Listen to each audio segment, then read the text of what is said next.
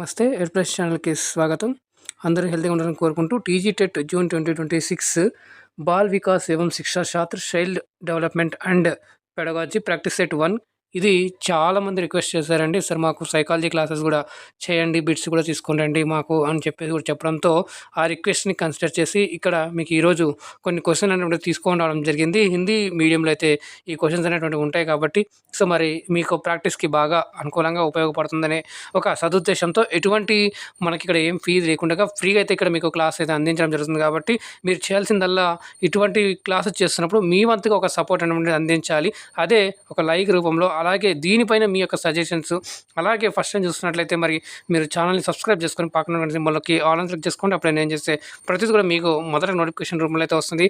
దాంతో పాటుగా మీరు మీ ఫ్రెండ్స్ ఇంకెవరైతే ప్రిపేర్ అవుతున్నారు వారికి కూడా షేర్ చేయండి. తద్వారా మీరు కూడా వాళ్ళకి ఒక రకంగా హెల్ప్ చేసిన వాళ్ళు అవుతారు కాబట్టి సో అలాగే సపోర్ట్ కూడా అందిస్తారని చెప్పేసి తెలియజేసుకుంటూ మరి ఛానల్ని ఎవరైనా సపోర్ట్ చేయాలనుకునే కనుక మీకు టైటిల్ దగ్గర జాయిన్ బటన్ అనేది కనిపిస్తూ ఉంటుంది. తద్వారా జాయిన్ అయ్యి మీరు ఛానల్ని కూడా సపోర్ట్ చేస్తారని చెప్పేసి ఆశిస్తూ మరి Telegram, Facebook, WhatsApp channel links కింద మీకు డిస్క్రిప్షన్ బాక్స్లో ఇవ్వడం జరిగింది. అక్కడ నుంచి మీరు జాయిన్ అప్డేట్స్ అనేటువంటిది పొందుతూ ఉండొచ్చు. సో ఇప్పటిదాకా మనం హిందీ క్లాసెస్ అలాగే సోషల్ క్లాసెస్ స్టార్ట్ చేసుకోవడం జరిగింది. ఆ వీడియోస్ అనేటువంటిది మీకు వస్తూ ఉన్నాయి. అలాగే దాంతోపాటుగా ఇప్పుడు ఈ ఏదైతే సైకాలజీ ఏదైతే ఉందో బాల్ వికాస్ ఏవం శిక్షా శాస్త్రం అనేటువంటిది అది కూడా మీకు ఇక్కడ కొన్ని క్వశ్చన్స్ అయితే తీసుకోవడం జరిగింది. ఈ వీడియో కంప్లీట్గా చివరి వరకు చూడండి. చూసిన తర్వాత దానిపైన మీ యొక్క అభిప్రాయాలను కంపల్సరీగా తెలియజేయండి. ఫీడ్బ్యాక్ ఎందుకంటే ఏ విధంగా వస్తుంది, మీకు ఏ విధంగా అనిపిస్తుంది అనేటువంటిది అది కన్సిడర్ చేసి నెక్స్ట్ ఇంకా రాబోయే క్లాసుల్లో ఈ పెడగాజీ సైకాలజీ క్లాసెస్కి సంబంధించి ఇంకా ఏ విధంగా చేస్తే బాగుంటుందో అనేటువంటి ఉద్దేశంతో అయితే ఇక్కడ ఒక సదుద్దేశంతో అయితే స్టార్ట్ చేయడం జరిగింది కాబట్టి మీరందరూ కూడా మరి సహకరించాలని చెప్పేసి కోరుకుంటూ ఈరోజు కొన్ని ప్రశ్నలు అయితే చూసేద్దాం. చూడండి, మొదటి ప్రశ్న మంచి ప్రశ్న ఇది. अतः प्रज्ञक काल పియాజే की इस अवस्था से संबंधित है. అత ప్రజ్ఞక్ కాల్ అని అంటారు లేదా అంతః ప్రజ్ఞక్ కాల్ అని కూడా అంటారు. ఆ పియాజేకి సంబంధించిన 4 స్టేజెస్ అయితే ఉంటాయి కదా, అవస్థస్ అంటారు. అవస్థలు 4 ఇక్కడ మీకు కింద ఆప్షన్లు ఇచ్చారు. అయితే ఈ 4ంటిలో ఈ అంతః ప్రజ్ఞక్ కాల్ అనేటువంటి ఒక స్టేజు ఏ అవస్థలో వస్తుంది అని చెప్పేసి క్వశ్చన్ అడుగుతున్నారు. ఆప్షన్ ఏ సంవేదీ గామక్ अवस्था, ऑप्शन बी पूर्व संक्रियात्मक अवस्था, ऑप्शन सी मूर्त संक्रियात्मक अवस्था, ऑप्शन डी औपचारिक संक्रियात्मक अवस्था. సో మనం చూసినట్లయితే 4 stages of development given by పియాజే కదా. పియాజే సిద్ధాంతంలో ఉన్నటువంటి ఈ 4 స్టేజెస్ అయితే ఉన్నాయి కదా. సో అందులో సంవేదీ గామక్ అంటే కనుక మనం చూసినట్లయితే సెన్సరీ మోటర్ అంటాం కదా. సో అది ఇక్కడ మనకి వస్తుంది. తర్వాత పూర్వ సంక్రియాత్మక్ అవస్థ ప్రీ ఆపరేషనల్ స్టేజ్, అలాగే మూర్త సంక్రియాత్మక అవస్థ అంటే కాంక్రీట్ ఆపరేషనల్ స్టేజ్, అలాగే డి ఆప్షన్ చూస్తున్నట్టయితే ఔపచారిక ఉంది కదా. సో ఫార్మల్ ఆపరేషనల్ అవస్థ స్టేజ్ అని చెప్పేసి కూడా అంటాము. అయితే ఇక్కడ మీకు దీనికి సంబంధించి మనకు 0 to 4 ఇయర్స్ వరకు అయితే మనకి ఈ ఫస్ట్ అవస్థ అనేటువంటిది ఉంటుంది. అయితే పూర్వ సంక్రియాత్మక అవస్థ మటుకు మనం చూసినట్లయితే కనుక 2 నుంచి 7 సంవత్సరాల వరకు అయితే ఉంటుంది ఈ స్టేజ్. తర్వాత మూర్త సంక్రియాత్మక వచ్చేసి 7 to 11 ఇయర్స్ అనేటువంటి వరకు అయితే ఉంటుంది.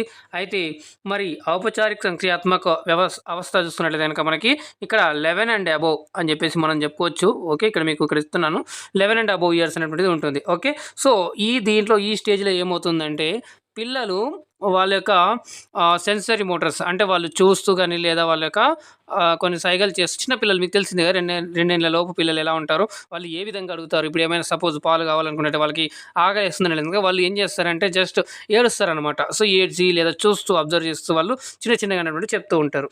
అలాగే పూర్వ సంక్రియాత్మకలో మనకి ఈ స్టేజ్ చూస్తున్నట్లయితే కనుక ఇక్కడ మనకి 2 విభాగాలుగా ఉంటుంది. పూర్వ సంక్రియాత్మక అవస్థలో 2 విభాగాలుగా ఉంటుంది. ఆ 2 విభాగాలు ఏంటంటే అంతః ప్రజ్ఞాకాలం అని చెప్పేసి, అలాగే ఇంట్యూటివ్ పీరియడ్, అలాగే ప్రీ కాన్సెప్షనల్ పీరియడ్ చెప్పేసి 2 పీరియడ్స్ ఉంటాయి. ఆ 2 పీరియడ్స్లో కూడా ఇప్పుడు మనం చెప్పుకున్నాం కదా 0 నుండి 2 సంవత్సరాల నుంచి 4 ఏళ్ళ లోపు, తర్వాత 4 ఏళ్ళ నుంచి 7 ఏళ్ళ లోపు ఇదొక స్టేజ్ ఇంటర్నల్ స్టేజ్ అనమాట. ఓకే, సో ఇంటర్నల్ స్టేజ్లో ఏమవుతుందంటే ఇక్కడ పిల్లవాడు జస్ట్ అబ్జర్వ్ చేస్తూ ఉంటారు. సో ఇక్కడ మాత్రం 4 నుంచి 7 పిల్లల మధ్య చిన్న పిల్లలు చూస్తూ ఉంటారు. అలాగే వీళ్ళు ఏమడుగుతారంటే ఇక్కడ క్యో కైసే అనేటువంటి ప్రశ్నలు కూడా వేస్తుంటారు.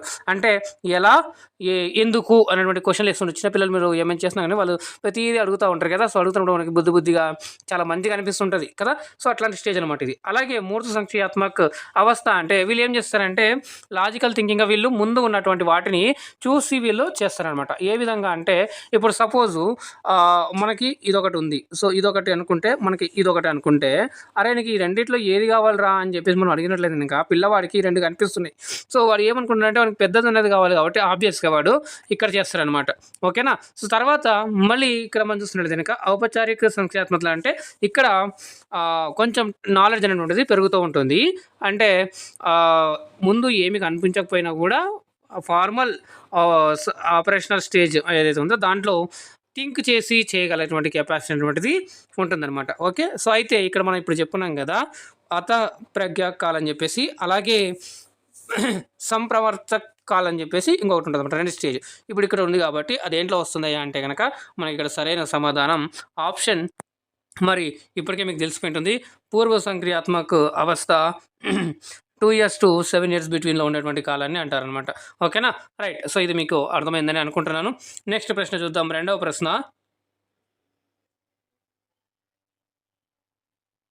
ఎస్, రెండవ प्रश्न చూడండి. पूर्व बाल्यावस्था में 8,000 से 14,000 शब्दों की श्रेणी के साथ बालक का शब्दावली का ज्ञान तीव्रता से बढ़ता है।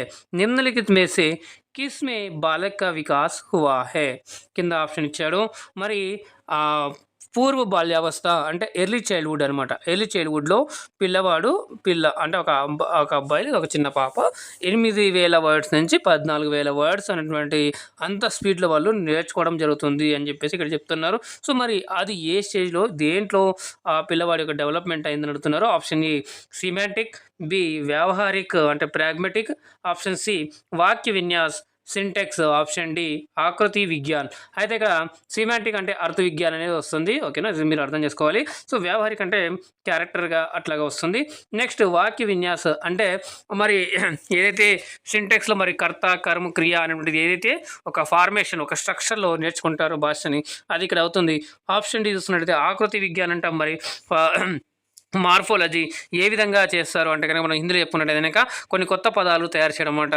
లైక్ సంధి కావచ్చు, సమోస్ కావచ్చు, ఉపసర్గ కావచ్చు, ప్రత్యయ కావచ్చు, ఇవన్నీ కూడా కొత్త కొత్త పదాలు అనేవి వస్తుంటాయి కదా. సో శబ్దం చూస్తున్నట్టు కనుక మనకి మూలు, యౌగికు, యోగురుడు ఇట్లాంటివన్నీ కూడా కొత్త కొత్త వస్తూ ఉంటాయి. ఓకేనా. సో అట్లాంటివన్నీ కూడా మనకి ఆకృతి విజ్ఞానంలో మార్ఫాలజీలో వస్తాయి కాబట్టి మార్ఫియం నుంచి ఏర్పడతాయి. సో ఇక్కడ మనకి చూస్తున్నట్టు కనుక మరి దేంట్లో వస్తుంది అయ్యా 8,000 నుంచి 14,000 అంతగా ఇదిగా దేంట్లో నేర్చుకుంటారు అంటే కనుక అర్థ విజ్ఞానం మీనింగ్ఫుల్గా నేర్చుకుంటారు కాబట్టి మనకి ఇక్కడ ఆప్షన్ ఏ సిమాంటిక్ ఏదైతే ఉందో ఇది మనకి ఇక్కడ సరైన సమాధానం అవుతుంది. హిందీలో మనం అర్థ విజ్ఞానం కూడా చెప్పొచ్చు. రైట్.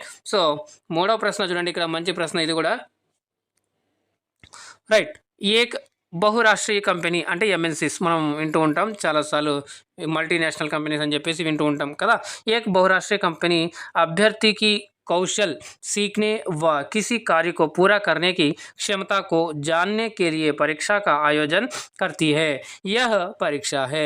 చూడండి డిఫరెంట్ టైప్స్ ఆఫ్ టెక్స్ట్ చూసుకున్నట్లయితే కనుక మరి ఇక్కడ ఒక ఎంఎన్సీ అనేటువంటిది ఒక అభ్యర్థిలోని ఉన్నటువంటి స్కిల్ని తెలుసుకోవాలనుకుంటుంది. దానికోసం నిర్వహించే తన యొక్క పనితీరు ఎలా ఉంటుందని తెలుసుకోవడానికి ఒక పరీక్ష నిర్వహిస్తారు. ఆ పరీక్ష ఏంటిది అని అడుగుతున్నారు.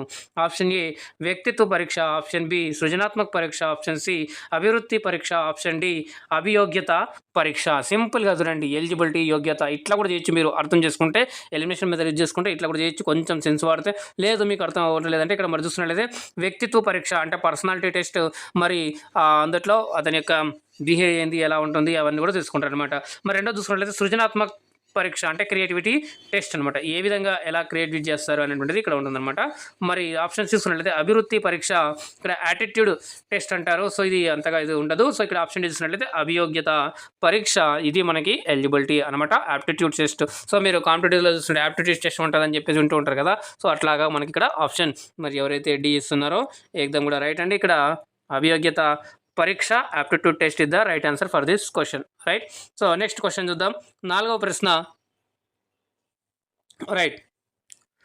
गेस्टाल्ट के संगठन के नियम के अनुसार एक व्यक्ति खुले आंकड़ों के बजाय पूर्ण आंकड़ों प्राप्त करने में सक्षम होता है। इसमें इस प्रकार का నియమం నిహిత హై. చూడండి ఇక్కడ క్వశ్చన్స్ అనేవి డైరెక్ట్గా మీరు కాన్సెప్ట్ కనుక బై హార్ట్ చేసుకుని వెళ్తే అక్కడ చూస్తే కనుక అట్లా రాదు. ఇక్కడ ఒక సిచ్యువేషన్ ఇస్తారు, లేదా ఒక ఇన్సిడెంట్ లాంటిది అలాంటిది ఇస్తారు. దాంట్లో మరి ఏముంది, ఏమి నిక్షిప్తం ఉంది, దాంట్లో నిర్వహించినటువంటి పరీక్ష ఏముంది, లేదంటే దాంట్లో ఏముందని చెప్పేసి ఇక్కడ అప్లికేషన్ మెథడ్ అంటారు. క్వశ్చనింగ్ అనేటువంటిది ఇలా ఇస్తున్నారు. అప్లికేషన్ మెథడింగ్ అండర్స్టాండింగ్ వేలో అయితే ఇక్కడ మీకు క్వశ్చన్ అనేటువంటిది ఈ విధంగా ఇస్తున్నారు. కాబట్టి మీరు కాన్సెప్ట్ క్లియర్గా అర్థం చేసుకోండి. మీరు బై హార్ట్ చేయాల్సిన అవసరం లేదు. థియరీస్ కావచ్చు, ఏవైనా కానీ ఇంటెలిజెన్స్ సంబంధించి కావచ్చు, దాంట్లో వచ్చేటువంటి ఏమన్నా ఉన్న ప్రతి ఒక్క కాన్సెప్ట్ మీరు ఏం చేయాలంటే కనుక మీరు ఆ కాన్సెప్ట్ని క్లియర్గా అర్థం చేసుకోవాలి. అర్థం చేసుకొని ఆ కాన్సెప్ట్ని మీ దగ్గర ఉన్నటువంటి, మీ పరిసరాల్లో ఉన్నటువంటి సిచ్యువేషన్స్ని మీరు కంపేర్ చేసుకోండి. దాన్ని అక్కడ వాళ్ళ మీద అప్లై చేయండి. మీ ఇంట్లో కనుక చిన్నపిల్లలు ఉంటే కనుక వాళ్ళు ఏ విధంగా ఉంటున్నారు, ఈ స్టేజ్ అన్నారు, పియాజే 4 స్టేజెస్ అన్నారు. సో 4 స్టేజెస్లో ఏమేమి ఉన్నాయి, సో ఆ స్టేజెస్ ఎలా ఉంటుంది, పిల్లవాడు ఏ విధంగా ఉన్నారు, ఇది అవునా కాదా అన్నప్పుడు మీరు ఇట్లాంటి ప్రాక్టీస్ చేసినప్పుడు అది మీకు ఎగ్జామ్లో చాలా మంచిగా ఉపయోగపడుతుంది. ఒక సిచ్యువేషన్ ఇస్తారు, ఆ సిచ్యువేషన్ ఏ దానికి సంబంధించిందని అడిగినప్పుడు ఈజీగా మీరు చేస్తారని చెప్పేసి ఇదొక సజెషన్ మాత్రమే నా సైడ్ నుంచి, ఈజీగా మీరు గుర్తుండడానికి, ఈజీగా మంచిగా స్కోర్ చేయడానికి అయితే. ఓకే, సో ఇక్కడ ఆప్షన్ ఏ समापन का नियम, ऑप्शन बी निकटता का नियम, ऑप्शन सी सरलता का नियम, ऑप्शन डी समानता का नियम. మరి ఇక్కడ చూస్తున్నట్లయితే నియమాలు అన్నట్టు గెస్టాల్ట్ సంఘటన మనం చూస్తున్నట్లయితే కనుక గెస్టాల్ట్ థియరీ అని చెప్పేసి మీరు చదువుతారు. సో దాంట్లో ఇది వస్తుంది సమాపన్క అంటే క్లోజర్ సంబంధించి అంటే లా ఆఫ్ క్లోజర్ అని చెప్పేసి వస్తాయి. అలాగే లా ఆఫ్ నియర్నెస్ అని వస్తుంది. అలాగే సరళతా నియమం చూస్తున్నట్లయితే లాస్ ఆఫ్ ఈజీనెస్, తర్వాత సమాన్స్ లా ఆఫ్ ఈక్విటీ ఇట్లా వస్తాయి. సో ఓకేనా, సో ఇది మీరు చూస్తున్నట్లయితే కనుక మరి ఇక్కడ చూస్తున్నట్లయితే చూడండి, ఖులే ఆంకడంకే బజాయ్ పూర్ణ ఆంకడం, పూర్ణ అంటే క్లోజ్, కంప్లీట్ అంటున్నాడు. ఓకేనా, సో మరి ఎక్కడైతే గ్యాప్స్ అయితే ఉన్నాయో అవన్నీ కూడా ఫైండింగ్ చేసి దాన్ని ఫిల్ చేసి దాన్ని ఒక కంప్లీట్గా చేస్తున్నాడు. కాబట్టి సో ఇక్కడ మనం ఈజీగా ఆన్సర్ చేయొచ్చు. ఏదంటే ఆప్షన్ ఏ సమాపన్ కా నియం అని చెప్పేసి ఇక్కడ మనం చెప్పొచ్చు. ఓకేనా, రైట్, ఆప్షన్ ఇక్కడ A is the right answer. Next ఇక్కడ 5వ ప్రశ్న చూద్దాం మనం. రైట్, సో ఇక్కడ చూస్తున్నట్లయితే కనుక 5వ ప్రశ్న, మరి हम में से अधिकतर में रंग, आकार और गंध की विभिन्नता के बावजूद गुलाब है, यह ప్రక్రియ कहलाती है. చూడండి, మనలో చాలామంది ఏవైతే మరి చాలామంది వరకు కూడా ఈ రంగు కావచ్చు, ఆకారం కావచ్చు, అలాగే దాని యొక్క స్మెల్, ఇక్కడ గంధ్ అంటే ఇంకొకటి కాదండి, ఇక్కడ గంధ్ అంటే స్మెల్ అని చెప్పేసి, అంటే అది మంచి స్మెల్ అనుకున్నాడు కనుక ఇప్పుడు ఒక ఎగ్జాంపుల్ ఇచ్చాడు.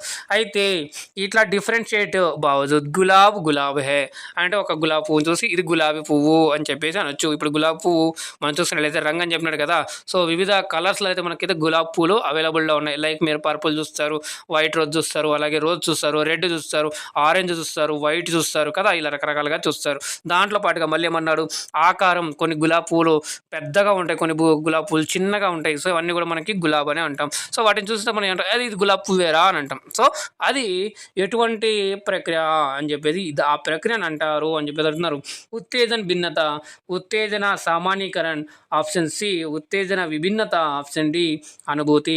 ఇక్కడ చూసినట్లయితే ఉత్తేజన భిన్నత ఈ రెండు కూడా మనకి దగ్గరనే ఉంటుంది. మరి ఇక్కడ అనుభూతి చూసుకుంటే ఇది ఒక పెద్ద కాన్సెప్ట్ అని చెప్పొచ్చు. ఇది అంటే మనం ఫీల్ అవ్వడం కాబట్టి ఇక్కడ దీని ప్రతిది కూడా మరి ఉత్తేజన సామాన్యీకరణ అంటే జనరలైజేషన్ అనమాట. ఓకే, సో ఇక్కడ మనకి ఇది సరైన సమాధానం అవుతుంది. ఇప్పుడు రంగు వేరైనప్పటికీ లేదా ఇంకొక ఆకారం వేరైనప్పటికీ గులాబ్ అయినప్పటికీ మనం గులాబ్ అనుకో ఇంక ఏదో అంటానంటే అది వేరే అవుతుంది. కాబట్టి ఇక్కడ మనం ఎంత చూసినా లాస్ట్కి ఏమంటామంటే అది గులాబీ, చిన్నదైనా పెద్దదైనా కలర్ ఏదైనా ఏది అయినా కూడా మనం దాన్ని ఏమంటామంటే అరే ఇది గులాబీ పువ్వేరా అంటాం కదా. సో అట్లాగా మనకి ఇక్కడ ఆప్షన్ ఏమవుతుంది అంటే B is the right answer అవుతుంది. ఉత్తేజన సామాన్యీకరణ అనేటువంటిది ఇక్కడ రైట్ ఆన్సర్ అవుతుంది. ఓకేనా, సో మరి ఇప్పటిదాకా మనం ఒక 5 క్వశ్చన్లు చేసుకున్నాం కదా ఎక్స్ప్లెనేషన్ ఇస్తూ. మరి ఏ విధంగా అనిపించింది మీకు, మీ యొక్క అమూల్యమైనటువంటి ఫీడ్బ్యాక్, కరెక్ట్ అయినటువంటి ఫీడ్బ్యాక్ మీరు కింద కామెంట్ రూపంలో తెలియజేయండి.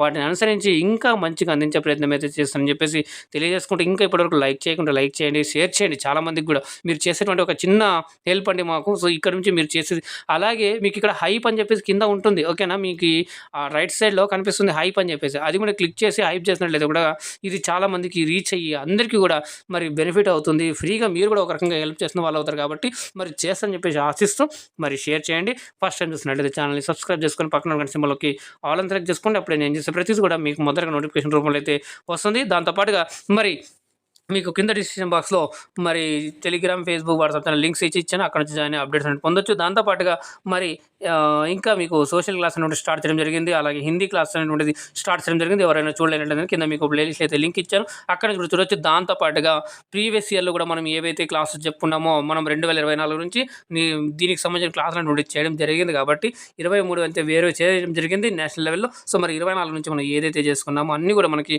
ఆ కంటెంట్ కావచ్చు, లిటరేచర్ కావచ్చు, గ్రామర్ కావచ్చు, మీకు ఎప్పుడు చదివినా మీకు క్వెషన్స్ డిఫరెంట్ క్వెషన్స్ చాలా ప్రాక్టీస్ సెట్లు మనకి ఛానల్‌లో ఉన్నాయి. మీరు వెళ్లి కూడా అక్కడ చూసి ప్రతీది కూడా చూడొచ్చండి. మీరు అక్కడ ఏది కూడా కాదు అరే ఇది ఈ ఇయర్‌లో అయిపోయింది అనే కాదు. సో మీకు ప్రాక్టీస్ కోసం చాలా నెంబర్ ఆఫ్ క్వెషన్స్ అనేవి ఉన్నాయి. సో మీకు టైం ఉండాలి, ఓపిక ఉండాలి. కనుక తెలుసుకున్నట్టయితే చాలా బెనిఫిట్ పొందుతారైతే మాత్రం నేను ఖచ్చితంగా అయితే మీకు చెప్పగలనండి. చాలా వాటిల్లో కొన్ని ట్రిక్స్ ఇస్తూ కూడా కాన్సెప్ట్‌ని క్లియర్ చేయడం జరిగింది కాబట్టి అవి కూడా మీకు ఉపయోగపడతాయని చెప్పేసి తెలియజేసుకుంటూ మరి ఇక్కడ నెక్స్ట్ క్వెషన్ అనేటువంటిది చూద్దాం. అలాగే ఛానల్ సపోర్ట్ చేయాలనుకునే వాళ్ళు కూడా మరి టైటిల్ దగ్గర మీకు జాయిన్ బటన్ కనిపిస్తుంది. అక్కడ నుంచి జాయిన్ అయ్యి ఛానల్ని కూడా సపోర్ట్ చేస్తని చెప్పేసి ఆశిస్తూ 6వ ప్రశ్న చూద్దాం.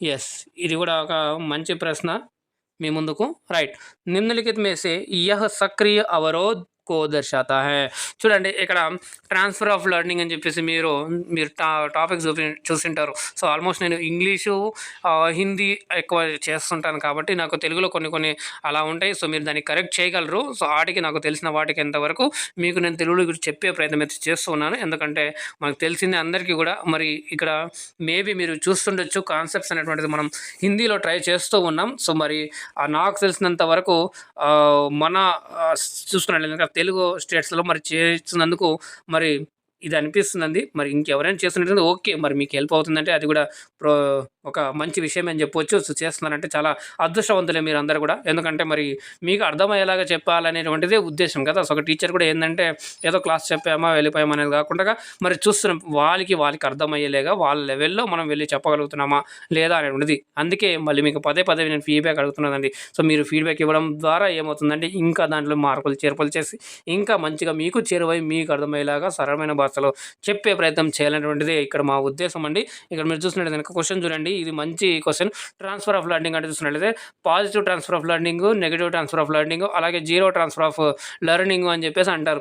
అంటే మీరు ఒకవేళ కనుక ట్రాన్స్ఫర్ ఆఫ్ లెర్నింగ్ మనం మాట్లాడుకున్నట్లయితే కనుక మీరు నేర్చుకున్నది మీకు నెక్స్ట్ రాబోయే రోజుల్లో బాగా ఉపయోగపడుతుంది, అక్కడ దాన్ని అప్లై చేసి కొత్త విషయాలు నేర్చుకుంటున్నారంటే కనుక పాజిటివ్ ట్రాన్స్ఫర్ ఆఫ్ లెర్నింగ్ అనమాట.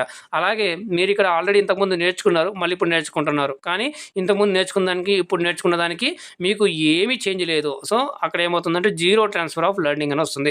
నెక్స్ట్ ఇంకొకటి చూస్తున్నట్లయితే నెగటివ్ ట్రాన్స్ఫర్ ఆఫ్ లెర్నింగ్ అంటే మీరు ఇంతకుముందు నేర్చుకున్న దాన్ని ఇప్పుడు నేర్చుకుంటే అన్నప్పుడు అది మీకు వచ్చి పదే డిస్టర్బ్ చేస్తున్నట్లయితే కనుక మీరు ఇప్పుడు కొత్త దాంట్లో నేర్చుకున్న దానికి మీకు ఇబ్బంది కలిగిస్తున్నట్లయితే కనుక అది ఏమవుతుందంటే నెగటివ్ ట్రాన్స్ఫర్ ఆఫ్ లెర్నింగ్ అవుతుంది.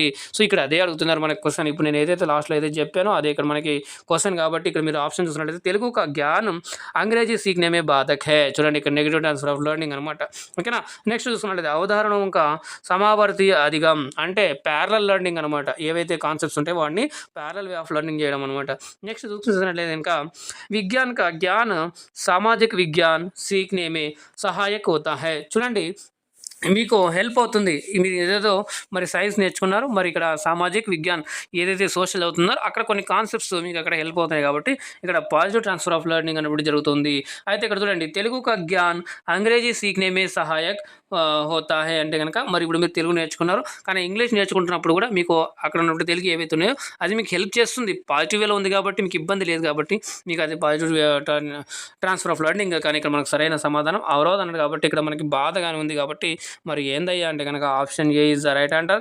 Option A negative transfer of learning అనమాట. ఇది మాత్రం ఈ కాన్సెప్ట్ నుంచి ఈ టాపిక్ నుంచి పక్కా క్వశ్చన్ వస్తుంది. ట్రాన్స్ఫర్ ఆఫ్ లెర్నింగ్, ఈ ట్రాన్స్ఫర్ ఆఫ్ లెర్నింగ్ నుంచి ఒక క్వశ్చన్ పక్కా షూర్ అండ్ గన్ షాట్గా మనమైతే ఒక క్వశ్చన్ అనేది ఎక్స్పెక్ట్ చేయొచ్చండి. సో ఇలాగే క్వశ్చన్స్ మీకు డైరెక్ట్గా ట్రాన్స్ఫర్ ఆఫ్ లెర్నింగ్ ఒక డెఫినేషన్ ఇచ్చి ఇది ఏ ట్రాన్స్ఫర్ ఆఫ్ లెర్నింగ్ అని అట్లా ఉంటుందండి. ఒక కాన్సెప్ట్ ఇస్తాడు లేదా ఒక సిచ్యువేషన్ ఇస్తాడు. ఆ సిచ్యువేషన్లో ఏమైంది అంటే నువ్వు అర్థం చేసుకొని ఆ టాపిక్లు ఏమైతే ఉన్నాయో అది మరి ఎక్కడ మ్యాచ్ అవుతుంది, ఆ టాపిక్ కింద ఆప్షన్లో ఉందా లేదా, ఉంటే మనకు అదే ఆప్షన్ అనమాట. ఇంకా ఇది అప్లికేషన్ మెథడ్ అని ఉంటుంది. క్వశ్చన్స్ ఫ్రేమింగ్ కావచ్చు లేదా అండర్స్టాండింగ్ లాంగ్వేజ్ అండర్స్టాండింగ్ కూడా కొంచెం ఈజీగా ఉండొచ్చు. ఎందుకంటే కాంపిటీషన్ పెరుగుతూ ఉంది కాబట్టి మరి ఎలా కంట్రోల్ చేయాలి మీరు ఎక్కువ బాధపడాల్సిన అవసరం లేదు. ఎలిజిబిలిటీ టెస్ట్ అన్నారు కానీ మెరిటోరియస్ టెస్ట్ అనలేదండి.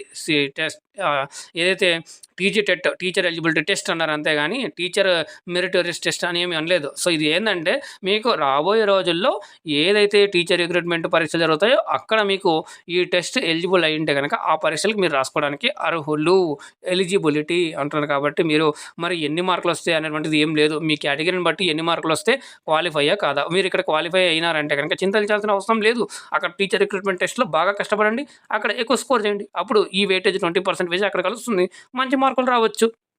అంతేగాని 120+ 130+ వస్తేనే మాకు టెట్లో డిఎస్సిలో మేము క్వాలిఫై అవుతాం, మేము పాస్ అవుతాం అంటే అట్లా ఏం లేదండి. సో గత మరి చూస్తున్నట్లయితే ఏపీ డిఎస్సి రీసెంట్గానే జరిగింది. మరి వాటికి సంబంధించినటువంటి ఫలితాలు వచ్చి మీరు రిజల్ట్ చూస్తున్నట్లయితే కనుక కొంతమందికి మరి టెట్లో చాలా తక్కువ మార్కులనే అయినప్పటికీ వాళ్ళు మరి జాబ్ అనేటువంటి సాధించడం జరిగింది. అలాగే నేను చాలా గర్వంగా చెప్పగలుగుతున్నానండి. అదైతే మన ఛానల్ నుంచి కూడా మరి చూసి బెనిఫిట్ అయ్యి దాదాపుగా ఒక 6-7 మంది దాకా మాకు జాబ్ వచ్చింది సార్ అని చెప్పేసి చెప్పడం జరిగింది. వాళ్ళు ట్రైనింగ్లో కూడా వాళ్ళు కలవడం జరిగింది. కాబట్టి నాకు అదే సంతోషం అనిపించింది. ఆ క్వశ్చన్స్ కూడా వాళ్ళు ఏదైతే ప్రిపేర్ అయ్యారో వాటికి సంబంధించిన దగ్గరలోనే క్వశ్చన్స్ అనేటువంటిది ఆ ఫార్మాట్కి తగ్గట్టుగానే దగ్గరలో రావడం అనేటువంటిది మరి నాకు ఒక రకంగా కాన్ఫిడెన్స్ అనేటువంటిది వచ్చింది. వాళ్ళకు మంచి ఫీడ్బ్యాక్ అయితే ఇచ్చారు. సో ఇక్కడ మేము కూడా ఒక మంచిగానే అందించగలుగుతున్నాము అనేటువంటిది ఒక మంచి నమ్మకం అయితే ఏర్పడింది. కాబట్టి ఇదే చెప్పడానికి నేను గర్విస్తున్నానండి. అంటే చాలా సంతోషిస్తున్నాను. ఇదంతా కూడా మరి మీ యొక్క సపోర్ట్ అండి. మీరు రిక్వెస్ట్ చేశారు, మీకు ఆలోచించేసి మరి అయినంతలో మరి ఫ్రీగా అందించే ప్రయత్నం అయితే చేశాను చాలా వరకు కూడా. సో మీ యొక్క సపోర్ట్ అనేది అంతే ఛానల్లో జాయిన్ అయ్యి మీరు సపోర్ట్ చేయడమే అదేనండి. ఇక్కడ ఎటువంటి ఇదైతే తీసుకోవడం జరగలేదు. ఎటువంటి చాలామంది అడుగుతున్నారు, సరే మాకు ఆఫ్లైన్ మెటీరియల్ పంపించగలరా, లేకుంటే మాకు ఆఫ్లైన్ క్లాసెస్ తీసుకుంటారు అని చెప్పేసి. సో ఇప్పటికైతే అటువంటి ఏమీ లేవండి. ఇక్కడ ఆన్లైన్లో యూట్యూబ్లో ఏదైతే ఉందో అదే క్లాస్ అండి, అదే ఫైనల్ క్లాసు అందరికీ కూడా అదే ఉంటుంది.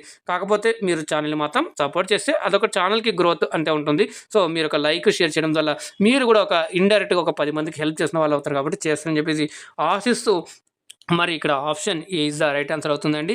నెక్స్ట్ క్వశ్చన్ చూద్దాం. 7వ ప్రశ్న చూడండి. ఇది కూడా ఒక మంచి ప్రశ్ననే.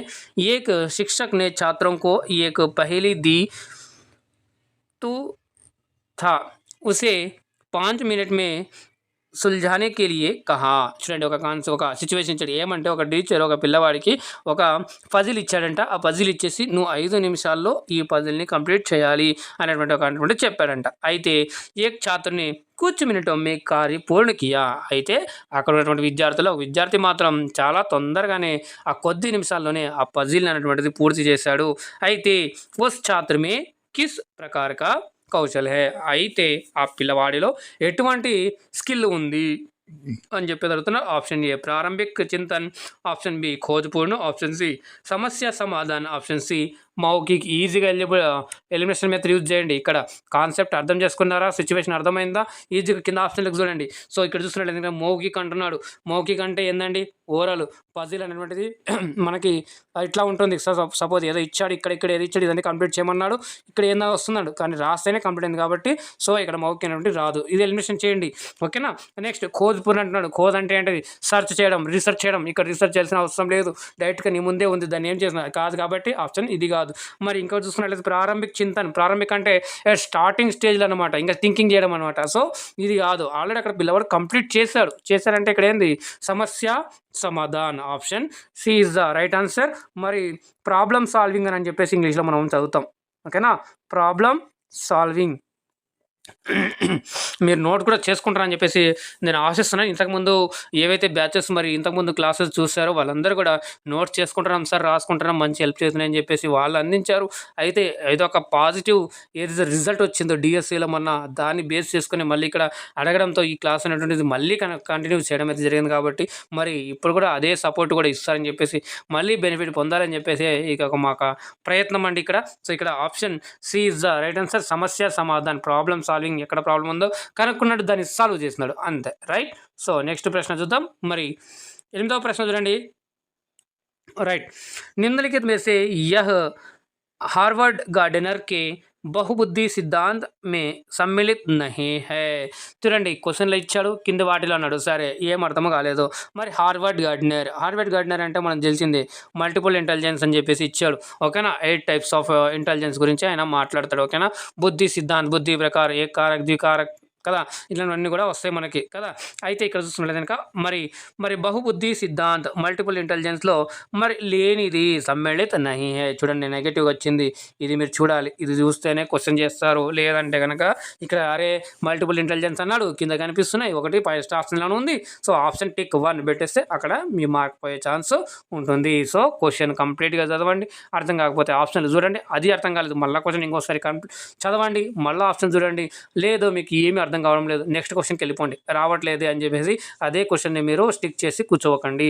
సో మళ్ళీ తర్వాత మీరు వచ్చి ఏ క్వశ్చన్ చేయలేదో మీకు అక్కడ కనిపిస్తుంటుంది, కంప్యూటర్ బేస్డ్ టెస్ట్ కాబట్టి మీకు రైట్ సైడ్లో ఆ క్వశ్చన్ ఆన్సర్ చేయనటువంటి కూడా రెడ్ మార్క్లో కనిపిస్తాయి. ఆ రెడ్ మార్క్ మీద క్లిక్ చేస్తే మళ్ళీ ఆ క్వశ్చన్ ఓపెన్ అవుతుంది. లాస్ట్లో మరి ఏది రానప్పుడు ఏదో ఒక మీరు ఆప్షన్ మీరు ఏదనుకుంటున్నారో అది పెట్టండి. ఆల్మోస్ట్గా 90% అది కరెక్ట్ అయ్యే ఛాన్సెస్ ఉంటుంది. ఇది నా వర్క్ నుంచి మీకు ఇచ్చినటువంటి ఒక సజెషన్, అది కంపల్సరీ అయితే కాదు, అది కరెక్ట్ అయితే కాదు. సో మరి రానప్పుడు ఏదో ఒకటి పెట్టడం, నెగిటివ్ మార్కింగ్ ఎట్లో లేదు. సో వదిలేచ్చే కంటే పెట్టేసి వస్తే మేబీ కరెక్ట్ అవ్వచ్చేమో. సో బీ పాజిటివ్, నేను చాలాసార్లు కూడా చెప్తుంటాను, హోప్ ఫర్ పాజిటివ్ అని చెప్పి నేను రిప్లై ఇస్తుంది. ఎవరు కూడా టెన్షన్ పడాల్సిన అవసరం లేదు. చాలా మీరు టెన్షన్ పడే కొద్దీ మీరు ప్రెజర్ అనేటువంటిది ఫీల్ అవుతారు, స్ట్రెస్ అనేటువంటిది ఫీల్ అవుతారు. కాబట్టి అక్కడ ఫీల్ అవ్వడంతో ఇక్కడ నేర్చుకున్నది కాస్త మీరు డిప్రెషన్ వెళ్ళిపోతారు, అది గుర్తుకు రావు, ఎగ్జామ్లో కంగారు పడతారు. సో అక్కడికి మీరు నేర్చుకున్నది ఏదైతే ఉందో అదంతా పోతుంది.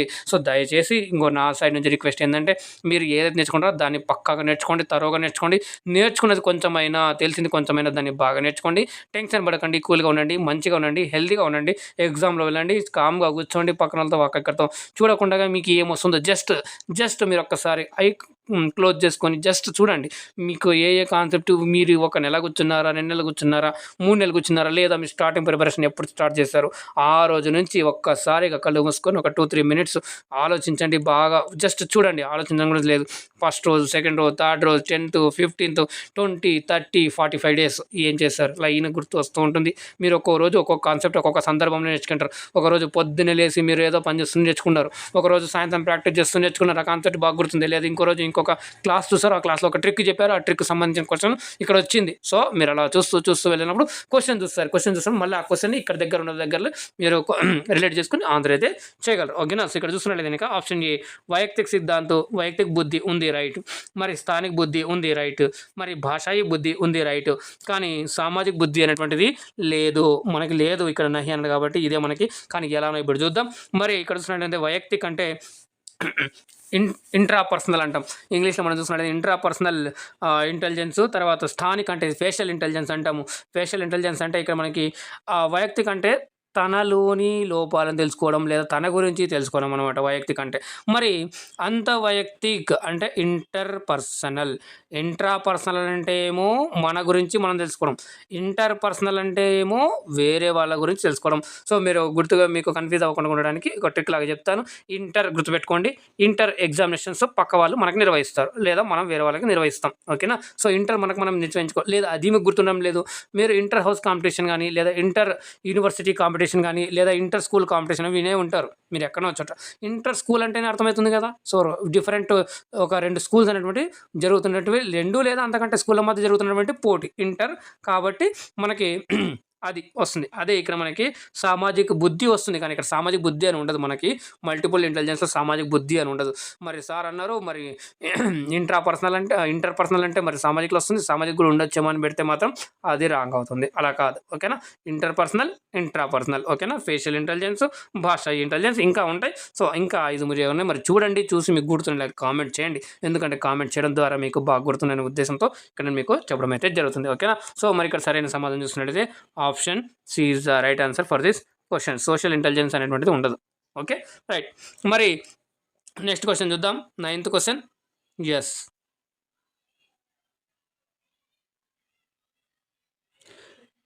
రైట్. ఇక్కడ చూస్తున్నట్లయితే కనుక యుఎన్కే ద్వారా మిలేనియం